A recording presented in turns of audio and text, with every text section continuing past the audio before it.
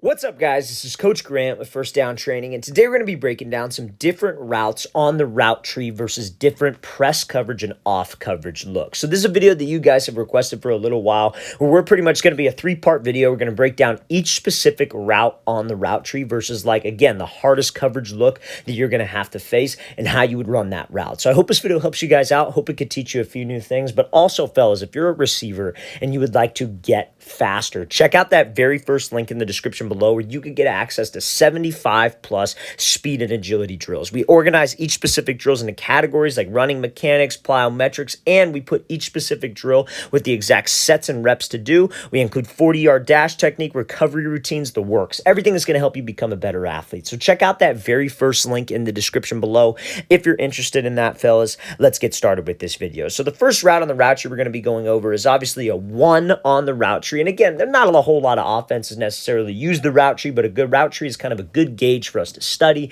and learn the different routes and the different techniques. So the first route is going to be a 5-yard out route. Okay, so we're going to be working this like it's against an inside shade, off coverage look, which is what a lot of you guys will see. Honestly, like if you're running this 5-yard out of the slot, maybe this is a linebacker who's lined up inside shade, or maybe it's a guy just man-to-man inside shade. So what this wide receiver does is he comes off the ball, gives this move, attacks this DB's leverage to the inside, and then is able to win on this 5-yard out. So that's what you guys have to understand. I think when it comes down to any specific route, whether it's a 5-yard out, whether it's a corner, whether it's a fade, whatever the route may be on the route tree, you have to first and foremost identify two things about a DV to come up with your plan off the line of scrimmage, right? Because as a receiver, you need to have a plan of action. You come up to the line, we want to have a plan. We want to know how to attack a DB, how to set up a DB, different moves that could work versus a specific look that he gives us, but also playing the receiver position is about reacting, right? So if we have inside shade and he's maybe about 5 yards off and my break is right at 4 to 5 yards, I know that he's inside shade for a reason. Prevent the inside route. I have to run an outside breaking route, but this DB wants me to run that. So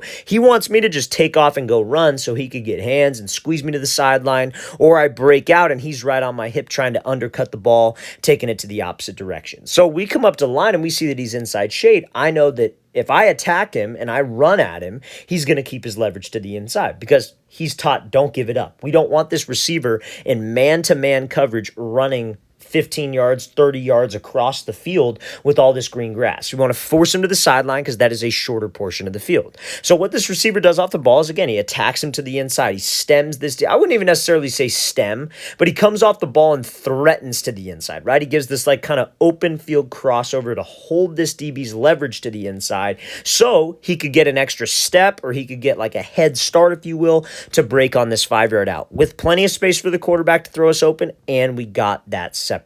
So, fellas, when it comes down to any route on the route tree, right, we're going to talk about all 9 in this 3-part series, but it comes down to knowing the leverage and the distance of the DB.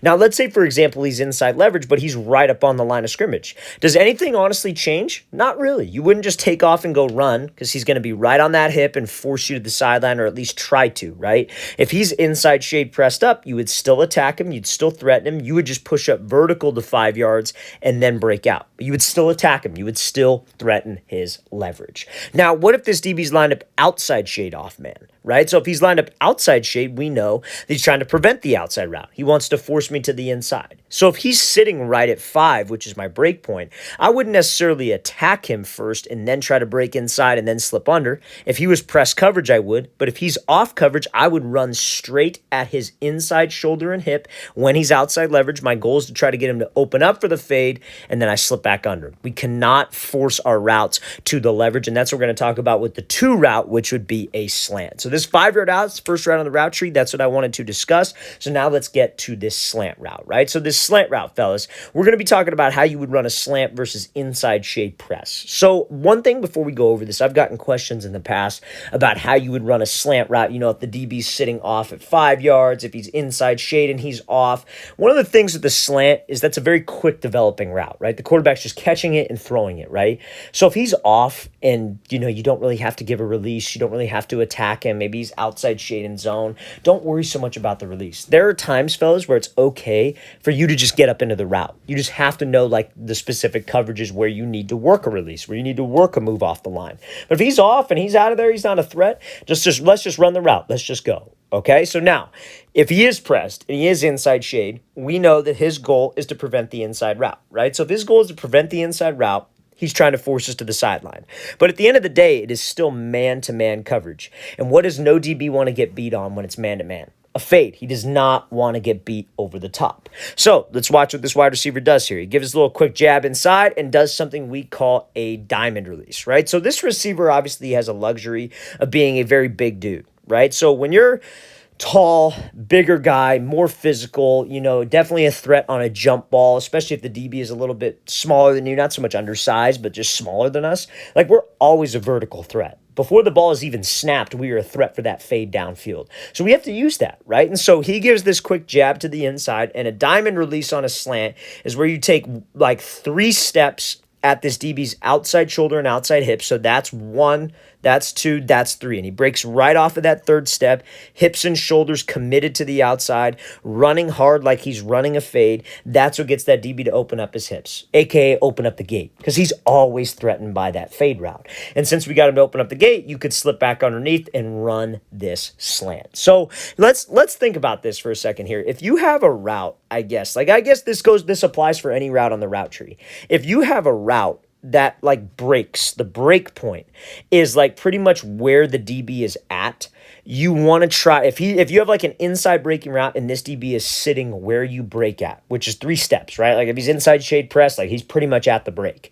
You have to just pick a shoulder and attack it. So same idea. If this DB, like let's say we had to run an 8-yard post and this DB was lined up inside shade and he was off like at about 7 to 8 yards. You wouldn't attack him first, then try to restack. What you would do is you would run straight at his outside shoulder, outside hip. Goal is to get him to flip, and we slip underneath him, right? But now let's say he's inside shade press and you had to run a post. That's when you'd attack him, and that's when you'd take that outside release to work to stack. So that's why it's so important, fellas, to understand leverage and understand distance of the DB. Those are the 2 things you have to identify, especially when we are against man coverage. Because if you try to just give like a quick move outside, force this inside release, this DB's not going to give it up. Our goal needs to be have him open up the hips if he is right at that break point. So let's play this again, full speed one more time. Great job by this wide receiver setting him up on this diamond, being physical, and then slipping underneath. Okay, so now, next route on the route tree is going to be a 3, which is a comeback route. So a comeback route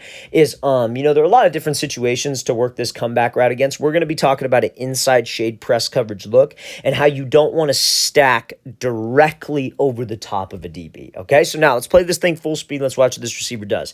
Gives like kind of this speed release to the outside, puts the brakes on, and then is able to accelerate out on this comeback. So whenever we have a DB inside shade, could this wide receiver have attacked a little more to the inside? I think he could have. I think he does this quick speed release and gets off the ball right now, which is fine. But you see how when he does this speed release, he doesn't just keep running away from the DB. He doesn't run away. He doesn't avoid the contact. He doesn't run away from the contact. He does something called getting skinny, where he gets vertical. He's fighting the hands, got that like secondary release, if you will. So now he's hip to hip with this DB and he is pushing vertical, right? Because if he just keeps on running to the sideline and then tries to break on a comeback, there is no room to run out of the break. There's no room for the quarterback to lead us. So we have to get into this DB's frame. We got to get hip to hip with him. We should be running stride for stride with him.